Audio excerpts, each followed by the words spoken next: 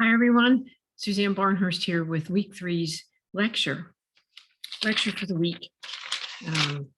Starting with a little bit of information that I want to talk to you about the upcoming assignments. So I hope you're all having a good week. Thank you very much for your discussion forum this week. Once again, I'm going to encourage you all to use the video format, not the written format.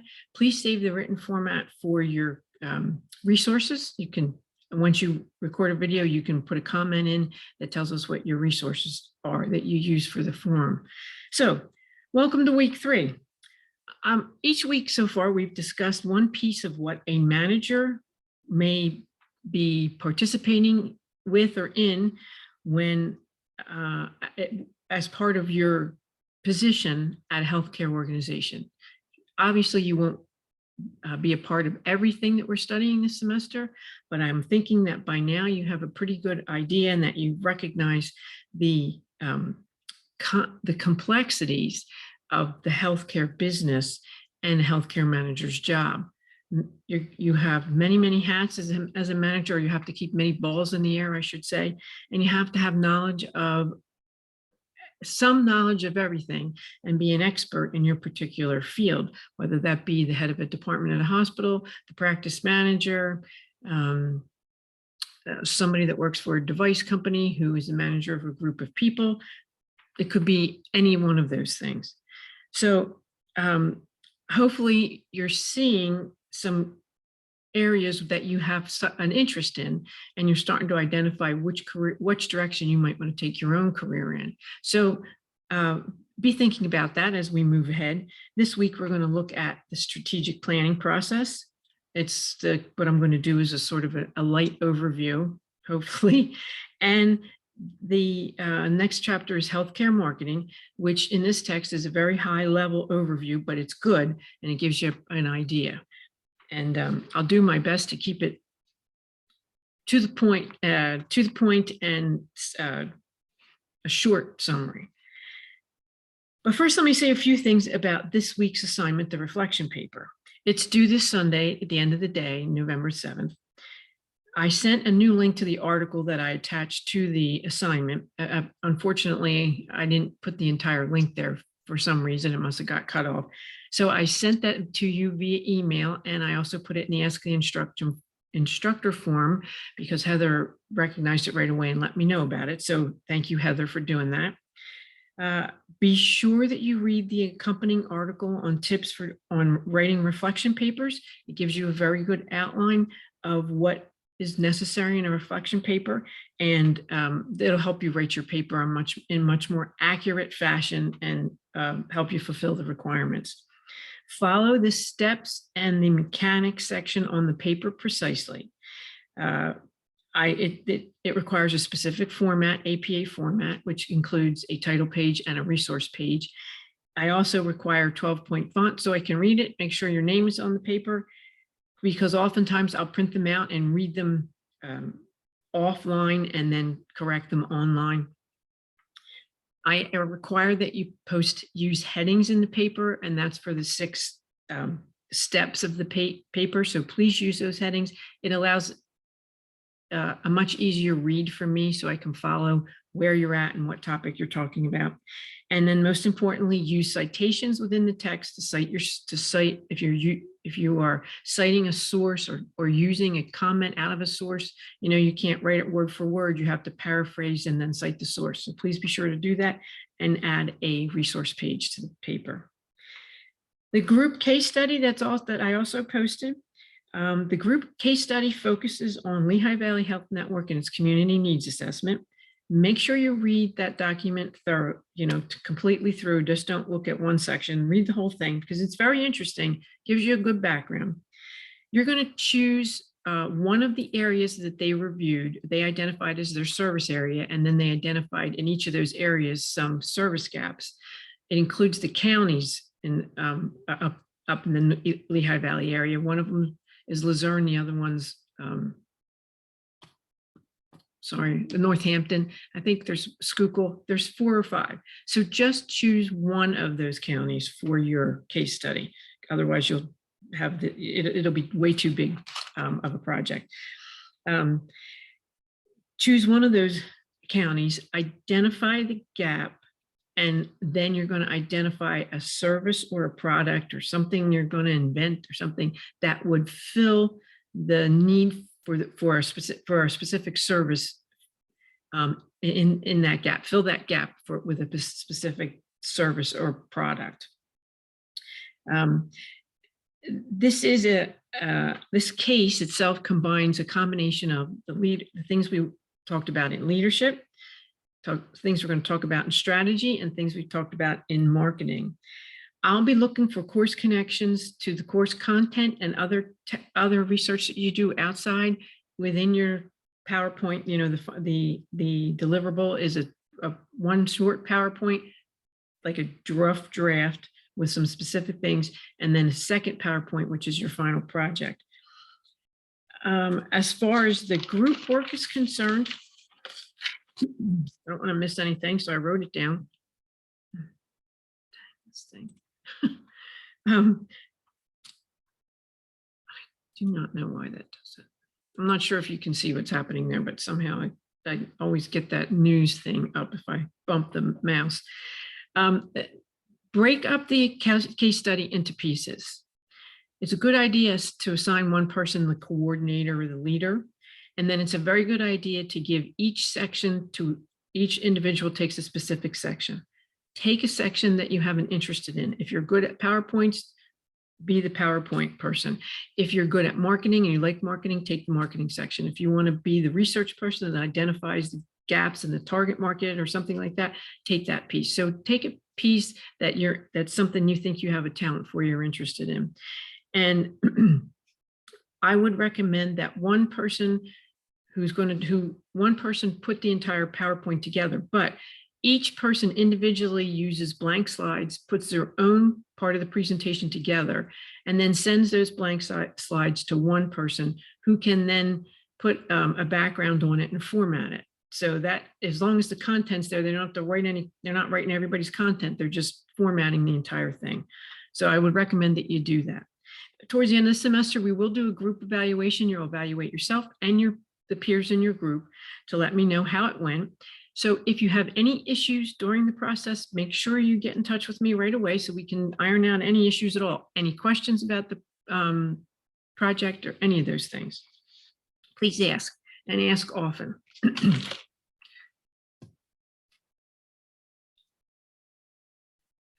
Okay, so let's start with chapter 5, which is strategic planning. And I'm just looking for the time here to make sure I know how long I'm going to take. I'm going to use my timer on my phone so I know exactly how long I am. Nope, not the timer. Stopwatch. Okay, so strategic planning, the most important thing a healthcare organization can do, whether it be for-profit or not-for-profit, is an extremely important start to developing a hospital's future strategy. And it is usually governed or guided by the mission, vision, and values. So we learned early in another chapter earlier that leadership usually determines the mission, vision, and values for the organization. The strategic planning process expands on that, uses that as a guide to determine what needs to happen in order to reach the mission or fulfill the mission, excuse me, and how that can be done while staying within the stated values and vision, achieving the vision while staying within the values and on mission. So the text starts out with a little introduction about the changes in healthcare that are coming up. We know that technology is going to be huge, continue to be huge, I should say. But we also know that we also may not know, of the different types of things that are out there on the horizon that are going to really change the face of healthcare. For example, DNA analysis has recently been part of the major changes in technologies. It's called genomics. And with genomics, we can now choose the sex of our babies. We can identify whether or not we have a cancer gene, where we might need to, if we have a cancer gene and we've had breast cancer in one breast, we may need to have the other breast removed because we happen to hold that cancer gene, which might reoccur, which might make cancer reoccur. So we can make decisions based on that. We now have 3D printers that print limbs that literally make prosthesis that works. Not only is it good, but it works. There's something that they talk about now called nano robots, which will be injected into our bloodstream and controlled through an MRI to unclog arteries instead of fishing the line up from your groin into your heart or into your neck to block clogged arteries. We'll send this little robot in there. Some of this stuff sounds pretty scary, doesn't it? Another thing that I want to mention about that is that one of the biggest things is not just the clinical side, but the technology side in regards to something I'm sure you've heard of called big data, where organizations are collecting data on healthcare outcomes, as well as standard procedures and procedures that work in a universal way. We did that with the coronavirus treatment.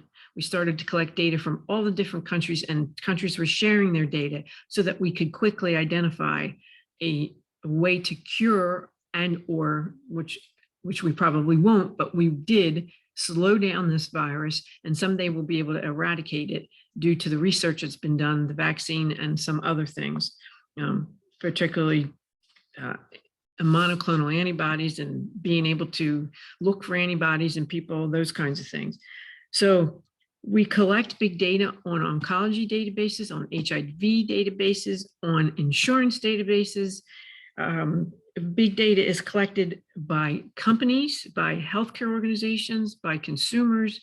When you use a healthcare app, your data is collected.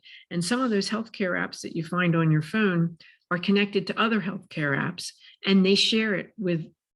That's why you're asked on the phone, do you want to share this data? If you don't want anybody to know what you're doing with healthcare, you should say no every time. But they'll share that data, and then they use that often. If you're using an app on the phone, they sell it to other companies so they can sell you a product or a service. But with healthcare, with the big data in healthcare, they use that to identify gaps in service, look at costs to see how it compares across the nation, look at outcomes to see who's doing better, look at things like demographics, how are these patients, what do all these patients look like that need hip replacements, that sort of thing.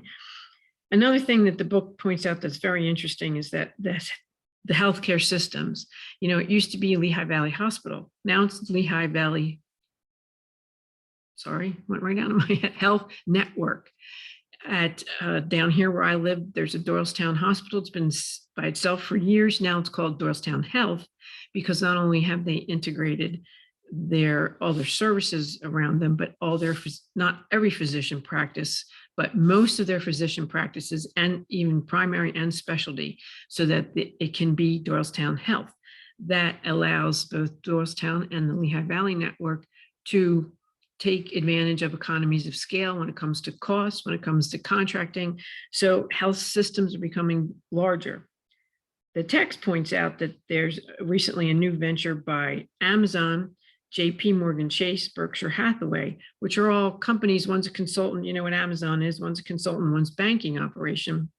They have gotten together to improve their employees' collective health and collected their data so they can look at it in the aggregate, saying that the high costs of healthcare today are the major drivers. Inefficiencies, waste of services and tests, et cetera. They're major drivers of the need for change. And they suspect that they will begin to, I would say, deliver that care differently and try to make contracts with insurance companies at a different level.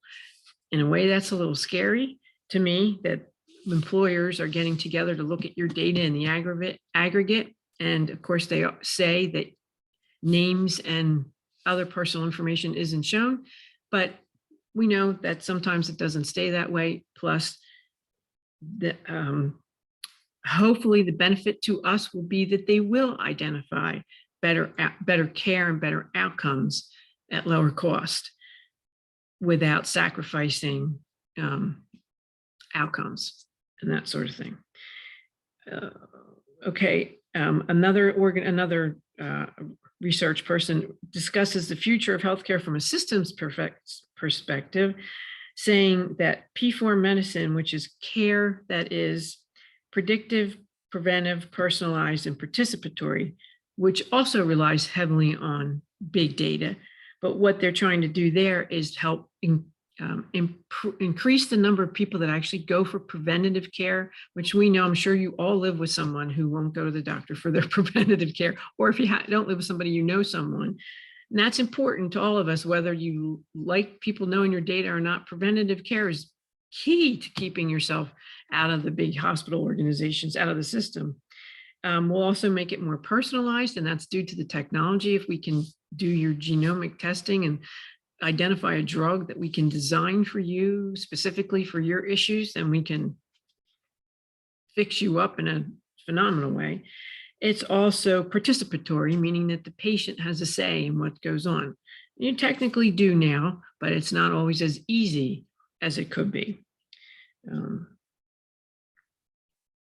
I miss something? Predictive. I missed predictive, which means that with the data, using the big data that they have and looking at people, lots and lots of it, they'll be able to say, okay, if this person has this symptoms, they're most likely going to have XYZ, those sort of things. And if the treatment is done this way, the outcome is most likely going to be. Okay, so what does that mean to you as a healthcare manager? It means that every organization needs to be successful over the long term and to survive. And a critical factor leading to that success is how well the organization plans for the future, how well they look ahead, understand the internal and the external environmental forces, and they tap into that, and they tap into market opportunities that are going to result from that. Leadership guides this process.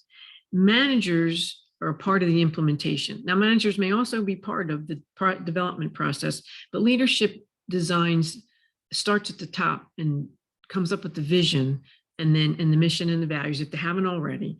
And then they begin to bring in others to help them design a strategy to get them there. Managers usually are part of that. Not all managers are. And then when they complete that and they start the implementation process, managers have a piece in that.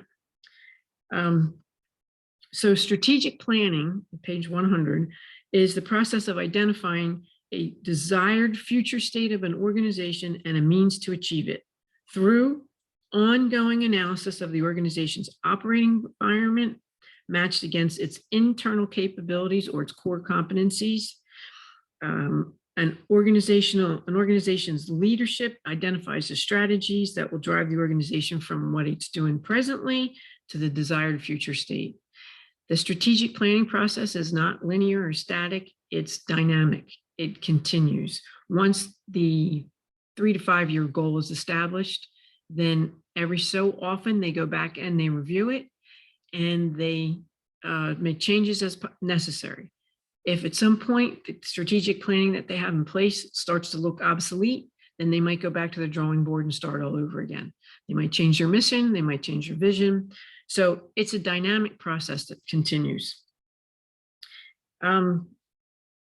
Just a brief note, many of you probably weren't quite born yet in the 80s and 90s, or maybe you were born in the early 90s.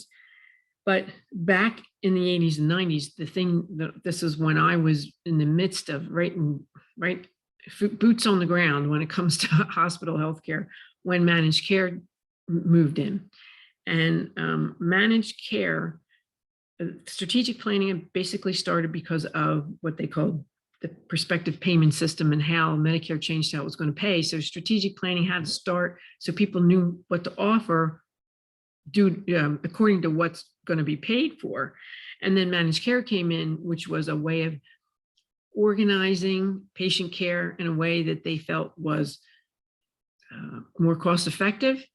And they had insurance companies actually managing the care which is where they started telling you which doctors you could go to, which tests you could have, that sort of thing, depending on the level of insurance and whether or not your doctor participated.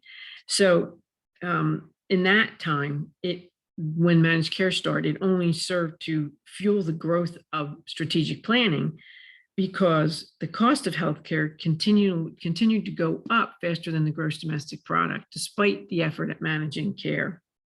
And now we've had the Affordable Care Act, which trying to do the same thing, but again, so far has failed to slow down the cost of care.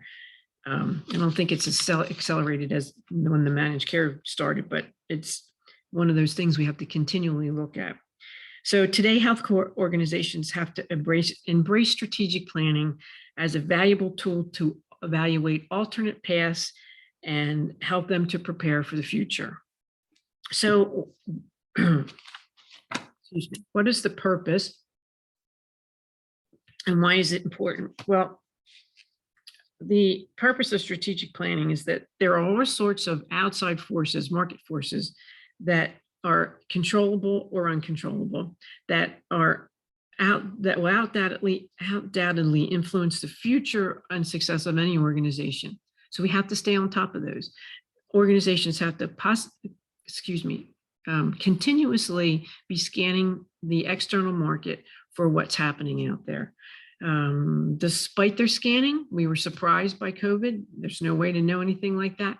But because organizations had strategic planning processes in place and specifically spelled out mission and values, many of them were able to just take that ball and run with it while they were continuing to look towards the future and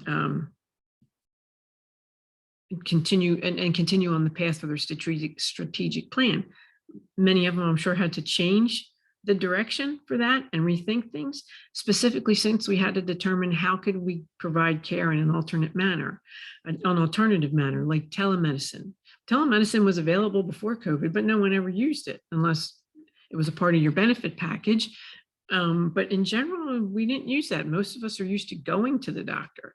So telehealth was one of those things. The vaccination process was another, not the development of it, but the dissemination of it. All kinds of different things changed for organizations and made a difference with the outcome of this pandemic. Okay, so the purpose of the strategic plan is three things. First one is identify market forces and how they affect the organization and determine an appropriate strategy. The second one, appropriate direction for the organization that will counteract the forces. An example of the text gives of that is long-term care organizations. I think I mentioned to you a week or so ago that the numbers of us baby boomers is increasing every day. At least 10,000 of us turn 65. I'm not quite there yet, but turn 65 or older in the next through 2026, and it started several years ago. That's many baby boomers coming into the market. Long-term care facilities have to think about how they're going to accommodate the need for long-term care and the staffing for that. The second thing is strategic planning serves to focus the organization and its resource allocations. Not all hospitals and healthcare systems are flush with money, so they have a limited amount of resources, and they need to determine what is the best way to allocate those resources. And then the last thing is the process of strategic planning helps the organization identify and develop what we call a competitive advantage. All companies need a competitive advantage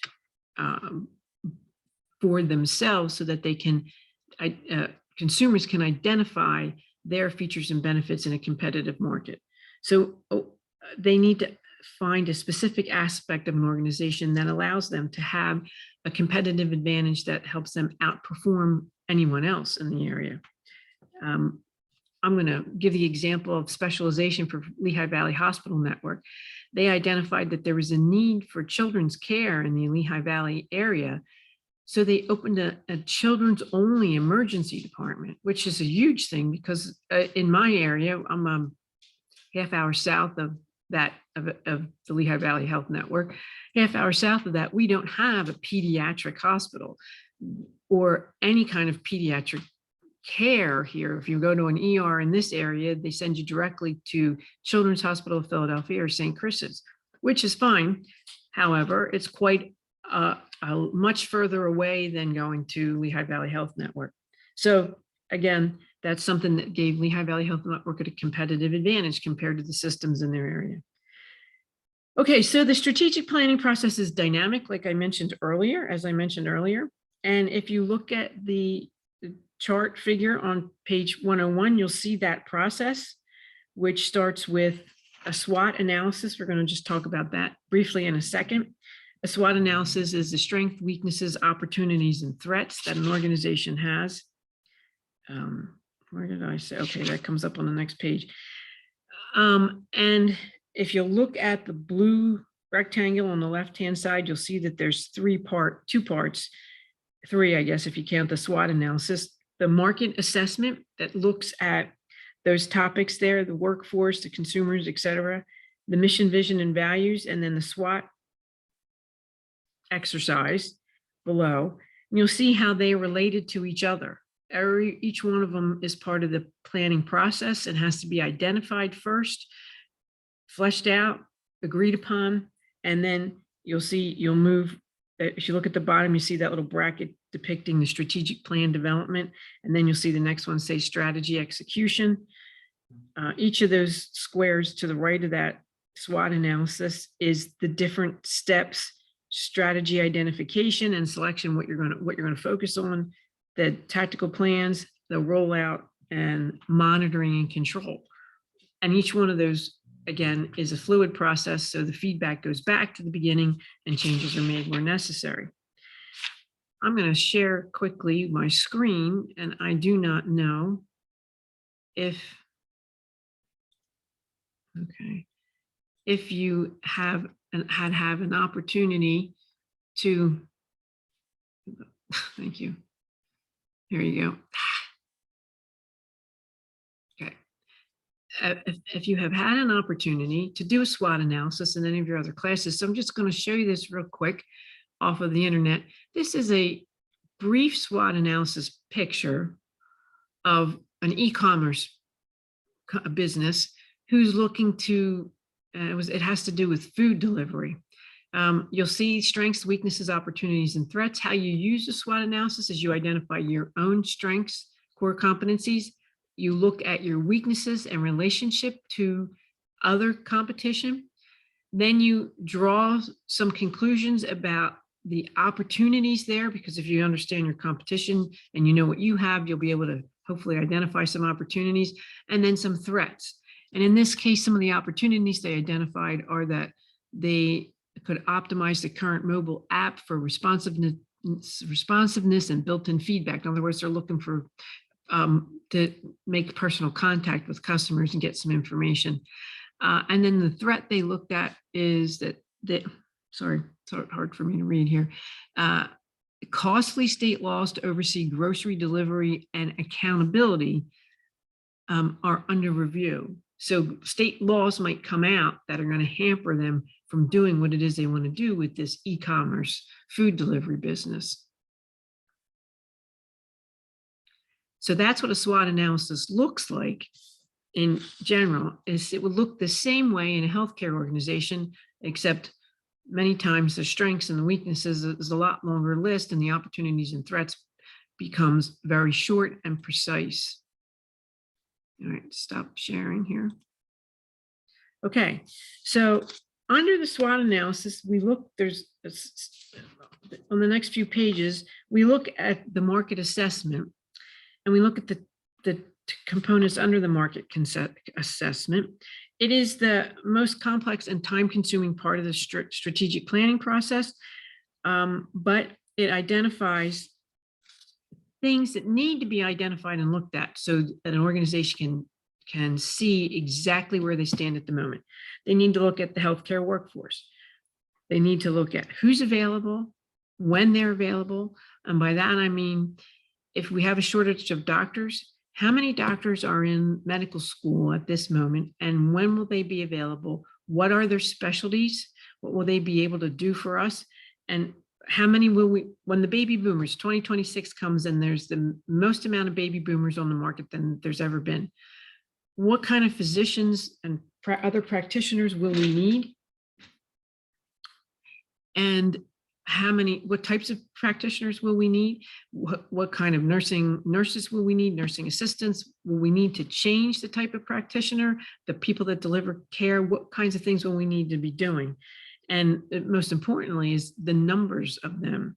Maybe right now they know that they want to start an OB hospital, childcare hospital like Lehigh Valley did. Where are they going to get specialty doctors, specialty emergency doctors who specialize in pediatrics?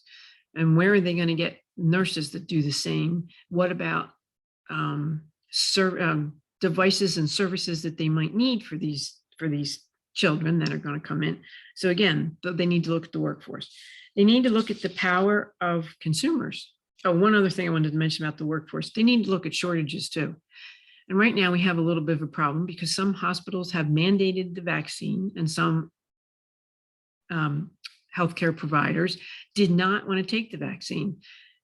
The local hospital where I'm at lost 100 nurses and several doctors because they did not want to do a mandated vaccine and there was no other option for them. So will there be a shortage when time comes?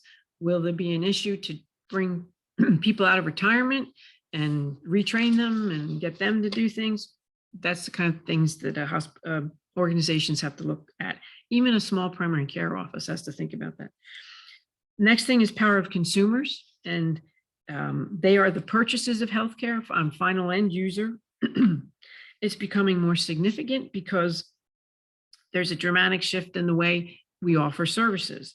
And as far as consumers are concerned, we demand more and more from our healthcare providers. We want timely care, we want efficient care, and we want quality care, and we want it at a lower cost. And we do that with a lot of our services too.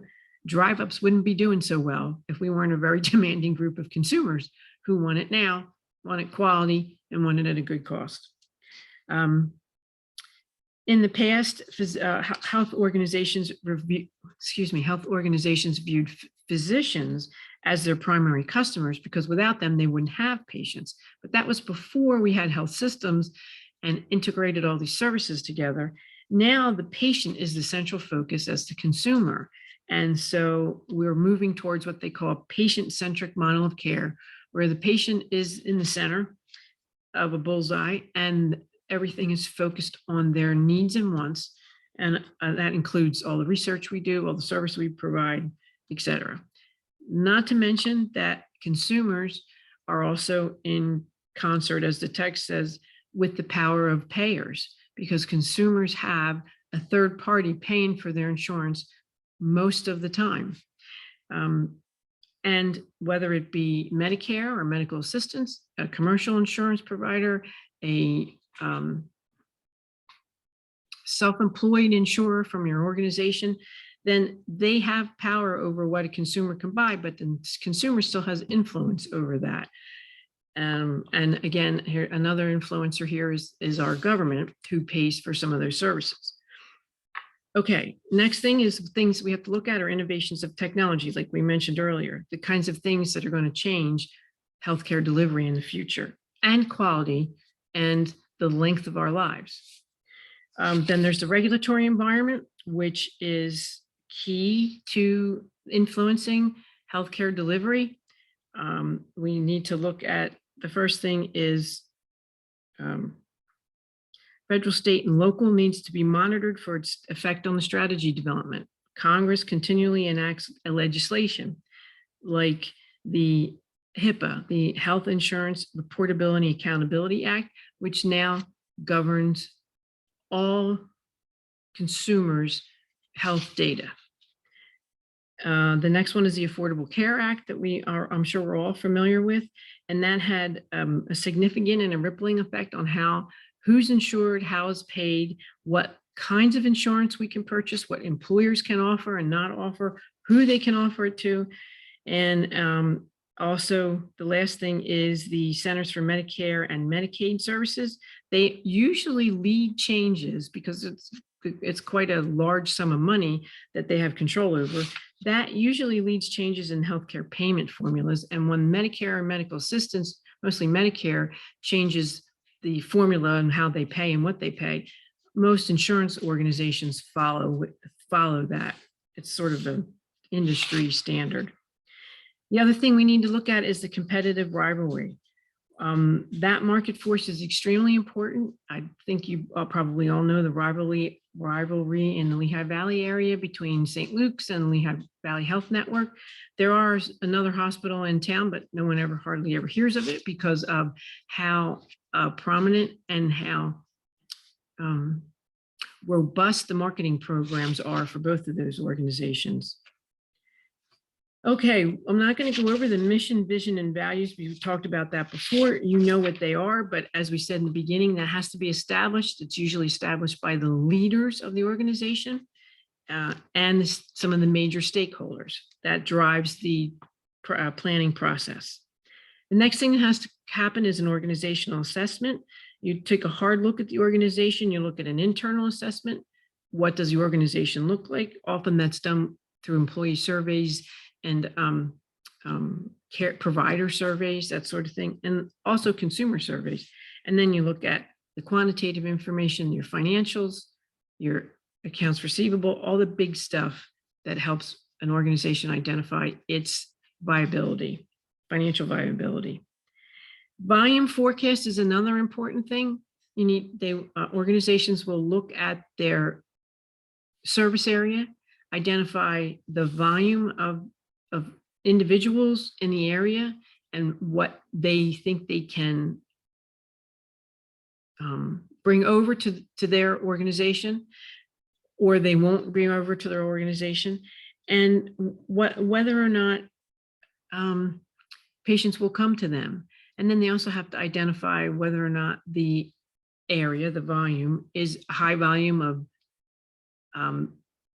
baby boomers, people over 80, people that are just getting married and having children, all sorts of things. What's the biggest volume and what do we need to service in the future? An organization's service area is often a zip code defined area, from which 70 to 80% of its patients are drawn. So that's one thing that will start off the volume forecast. They'll look at an area where 70 to 80% of their patients are drawn from, which is a very good way to start out. And then organizations will start to look and see if they want to expand their service area, much like Lehigh Valley and St. Luke's have been doing. You need to look at the financial condition of their organization, the strategic performance, and very importantly, the organization's core competencies. What are their core capabilities? What are their quantitative strengths? And what are their subjective strengths and weaknesses that they need to work on? Some organizations no longer do maternal child health. They've let that go for other hospitals. Might be because they don't have the volume of patients within their service area that are going to be interested in maternal child health, and that will change for them in the future. And again, I mentioned data earlier, big data, and how we're going to be collecting it. The areas that I just talked about, most all of them have data that will be collected and looked at by an organization when they're doing a strategic plan, specifically the healthcare workforce, the power of consumers, the regulatory environment, the competitive rivalry, those kinds of things, obviously the financial condition, the organizational assessment, your internal employee satisfaction. Again, lots of data. And if you look on page 107, you'll see on table 5.1 that, just checking the time here, that there are several data collection methods, and they have the pros and cons of what they are. But that gives you an idea of some of the types of data that they will collect for a strategic plan. The last thing that needs to be added to a strategic plan is how will the strategic plan be measured? how are we going to measure the outcomes? Whether we're doing what we want to do, whether we're starting to head down that road to fulfill our mission and our vision, or we're off the mark a little bit, or something in the environment has made us had to stop, take a break, regroup, and change something. So successful strategies for a strategic plan are 4 on page 109. They're focused on a desired future state. They align internal capabilities with market opportunities and threats. That's what part of the, once you've identified your strengths and weaknesses, then you identify these opportunities and threats, and you align your internal capabilities with those. You provide or sustain a competitive advantage for the organization. That's another successful strategy. And you are funded and resourced long-term. In other words, you don't plan for something that you won't be able to pay for, or you won't gain enough income to pay for. Oh, and the last thing I want to go over quickly is the role of the healthcare manager. Healthcare managers at all levels have the responsibility to continually monitor their environment, both internal and external, and assess and act upon the possible implications of any trends, any change in the environment, and any deviation from the course that the strategic plan lays out.